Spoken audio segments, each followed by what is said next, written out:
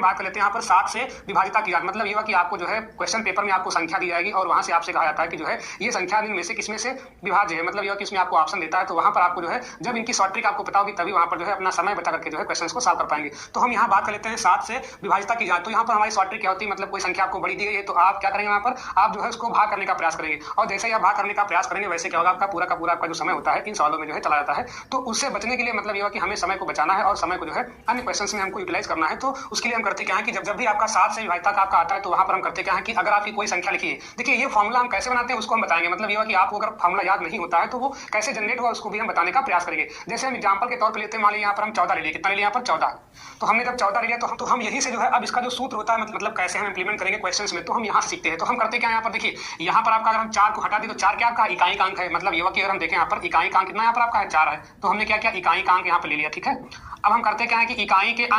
अंक को जो है किससे गुणा करते हैं 2 से, किससे गुणा करते हैं 2 से। और जब हम इकाई के अंक को 2 से गुणा कर लेंगे उसके बाद करते क्या कि जो गुणा करने पे आएगा उसको जो हमारी शेष संख्या बची हुई है, ये हमारी क्या है यहाँ पर एक क्या हमारे यहाँ पर है, ये आपकी शेष संख्या है, ये क्या आपके यहाँ पर है शेष संख्या, मतलब जो संख्या हमारी बच गई थी इकाई का अंक लेने के बाद, मतलब ये हुआ कि हम इकाई को अलग कर देंगे उसके बाद जो संख्या बचेगी उसे हम क्या बोलेंगे शेष संख्या। तो जब हम यहाँ पर मल्टीप्लाई कर लेंगे, अगर हम यहाँ पर वो प्रोसेस फॉलो करें तो क्या हो जाएगा यहाँ पर आपका भाई 2 हो गया यहाँ पर, और इकाई कितना यहाँ पर आपका है 4, मतलब इकाई का कितना हो गया यहाँ पर आपका 4 और शेष संख्या यहाँ पर कितनी आपकी 1 है, कितनी यहाँ पर है 1, इसको हम घटा देंगे, मतलब शेष संख्या में से इकाई का अंक को हम जो है 2 से गुणा के घटा देंगे। तो अब देखते हैं यहाँ पर ये हो गया आपका 1 यहाँ पर माइनस 4 दूना कितना हो गया यहाँ पर आपका 8। अब हम देखते हैं कितना बचेगा यहाँ पर आपका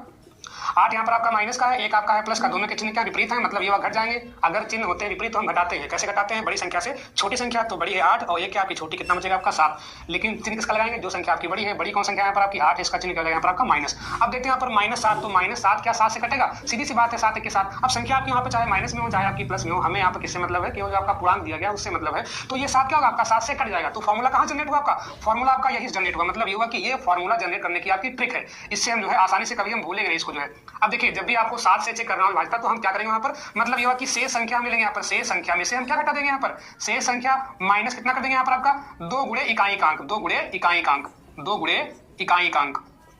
2 गुणे इकाई का अंक। तो ये आपका जो है जनरल फार्मूला बन गया, मतलब अगर आपको 7 से विभाजिता की जांच करनी है तो ये आप सिंपल सा फार्मूला आप याद कर लीजिए। शेष संख्या में से हम क्या घटाएंगे, इकाई का अंक जो है उसको 2 से मल्टीप्लाई कर लेंगे और 2 से जो गुणा करने पर या मल्टीप्लाई करने पर आएगा उसको जो है शेष संख्या से घटा देंगे। तो जो भी संख्या बचेगी अगर वो 7 से कट रही है तो जो है हम उसको मान लेते हैं कि आपका ये 7 से कट जाएगी, मतलब कोई आपको संख्या बड़ी देगा। अगर छोटी संख्या तब तो आप वहां पर 7 से जो है पहचान जाएंगे कि यहाँ पर आपका 7 से कट रहा है कि नहीं कट रहा है। लेकिन जब संख्या आपकी काफी बड़ी होती है तो फिर वहां पर हम जो है 7 से फिर अलग भाग नहीं करेंगे, वहां पर हम इसी स्टेप को जो है लगातार अपनाते आते हैं। और जब तक तुम्हारा जो है सवाल छोटे से छोटा ना बन जाए भाग करने का, तब तक हम जो है प्रोसेस जो है यही वाली दोहराते रहते हैं। मतलब जैसे मान लीजिए आपकी 4 अंकों की संख्या है तो जब घटाएंगे तो वहां पर 3 अंकों की बनेगी, अभी भी अगर हम नहीं भाग कर पा रहे तो उसको हम और जो है यही लगाएंगे फॉर्मूला, ठीक है। मतलब इसी फॉर्मूले से लगातार करते रहेंगे। चलिए हम सीधे क्वेश्चन समझते हैं।